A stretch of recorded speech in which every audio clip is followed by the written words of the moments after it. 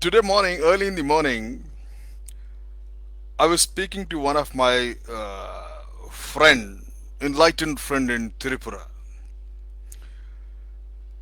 and she talked so much about behavioral sciences.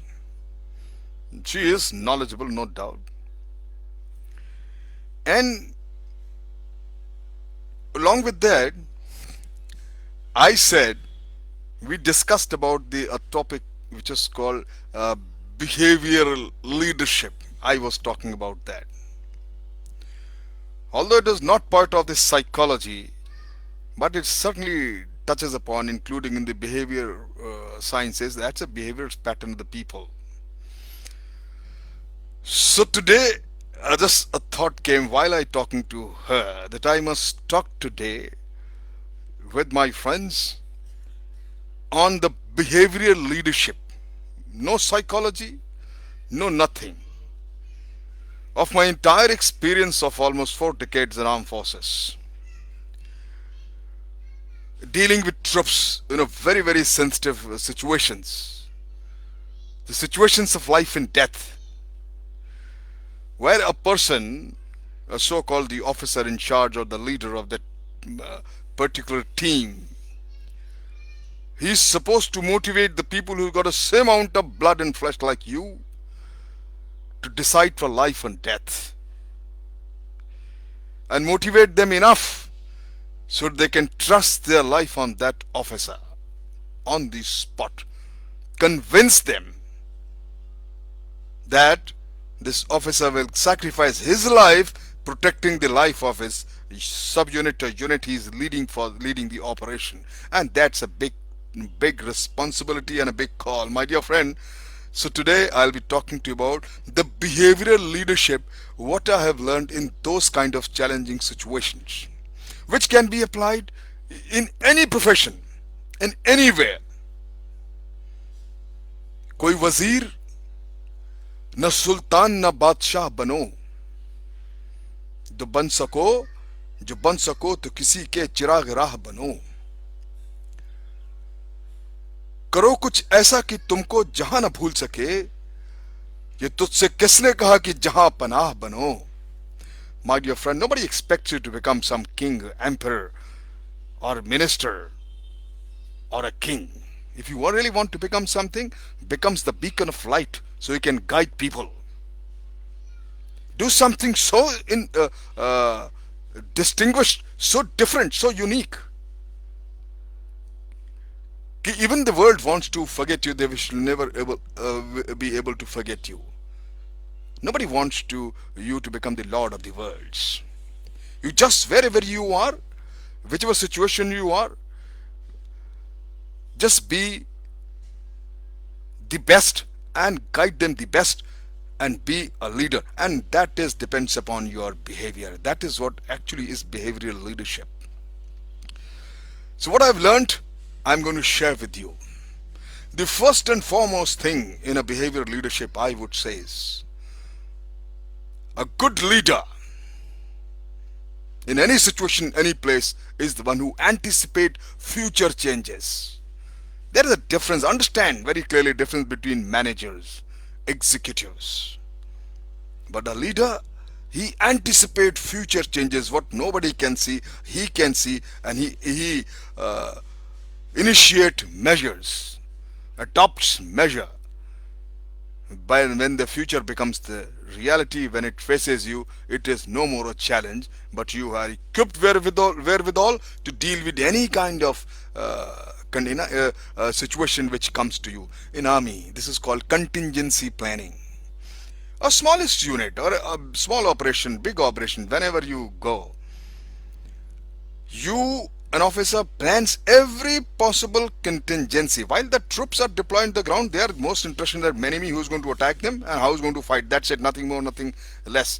He cannot afford to divert his attention from his immediate concern. But as an officer, he has all the contingency plan. Enemy attacks from front, he attacks from right, he attacks from the left, or from the or attacks from the rear, from behind. how he is going to deal with it, how faster he will able to regroup his troops, reposition himself, give them a bloody beat the enemy to dust. And that is possible only by anticipating future changes. Be adaptable, be flexible, and be mobile. Then only you can anticipate future changes. Increase your vision. The second most important thing in your behavioral leadership, I feel, is to be courageous, my friend. To abandon the past. Don't be riveted, fixed to your past. Don't let the past like a anchor, like a resistance, an obstruction to your future actions. Be bold. To just shed your past, take the right lesson and move on. Abandon the past. Adapt to the reality. Fix on to the future.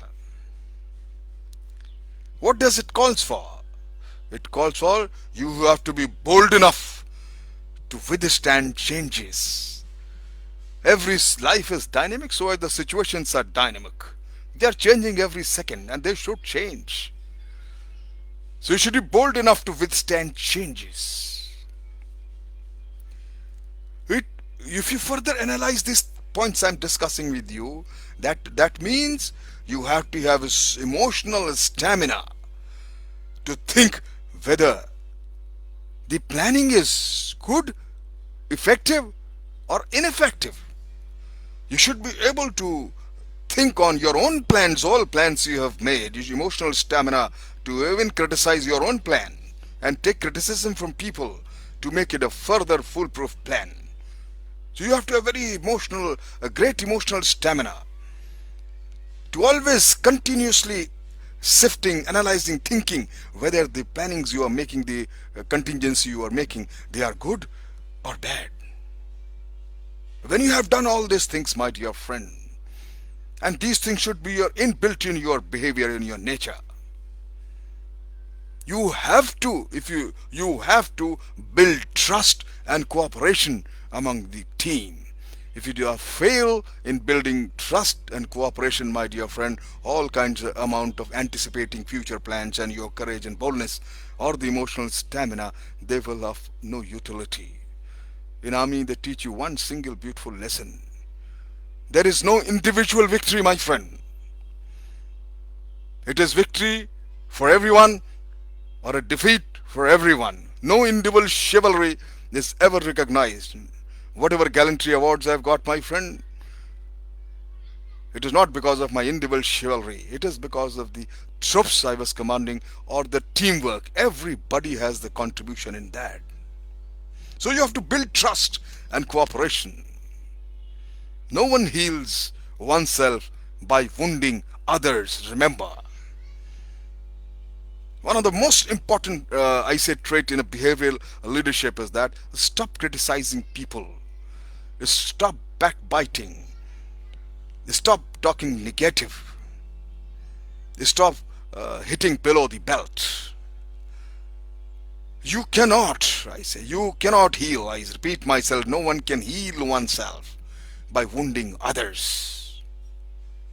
My friend, another behavioral responsibility trait, what I've learned all my period with armed forces: accept responsibility for the people.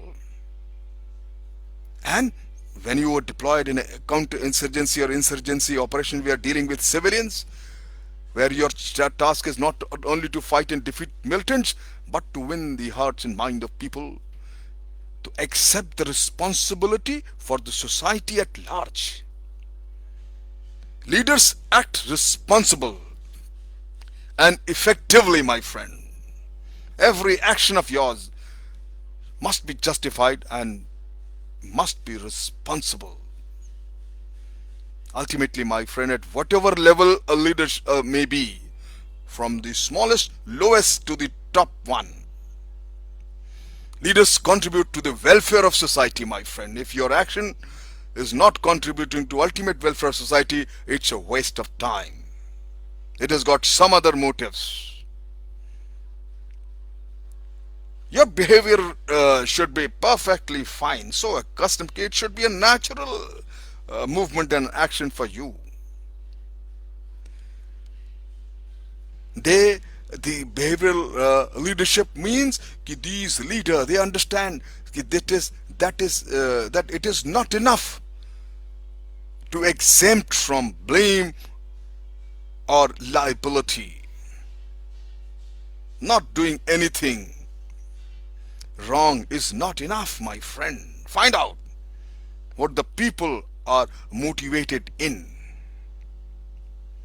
What happens if not motivated? If your actions, your decisions, your directions leave people's demotivated, you are doing a disservice. Then there is something wrong in your behavioral leadership. You need to undergo a process called behavioral modification, and this is well part of the behavioral sciences. Ask any enlightened person, knowledgeable person, you will get it. I say very. I used to tell in my all the talks in armed forces to my troops.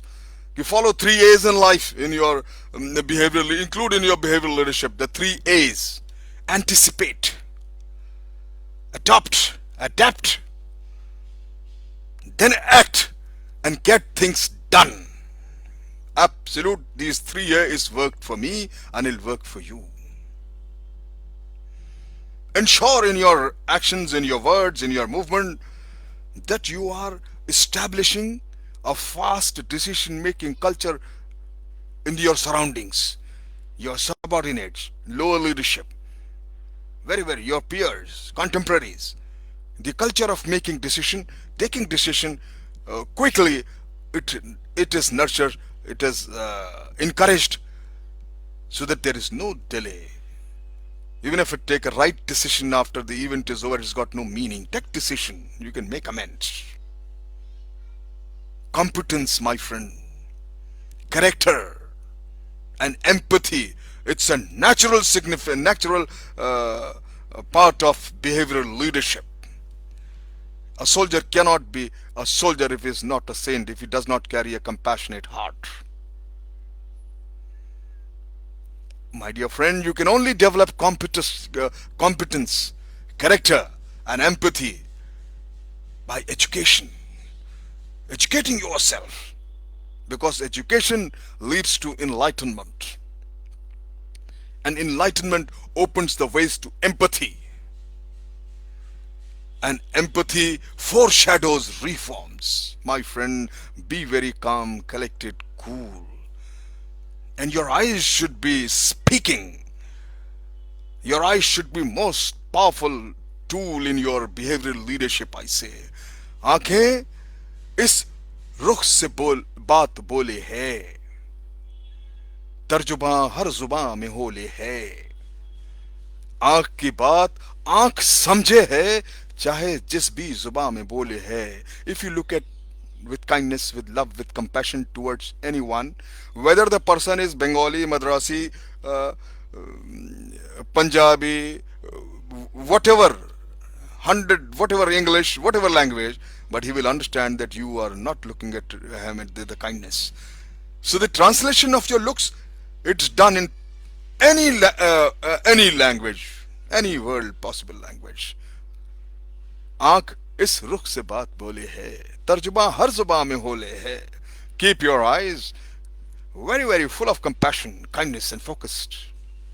आंख की बात आंख ही समझे है, and every person understand the language of the eyes. Whichever language he or she knows it, my dear friend, adapt these points. Give it a thought what I said, and see that you become a perfect leader and make difference in the surrounding wherever you are. Thank you very much.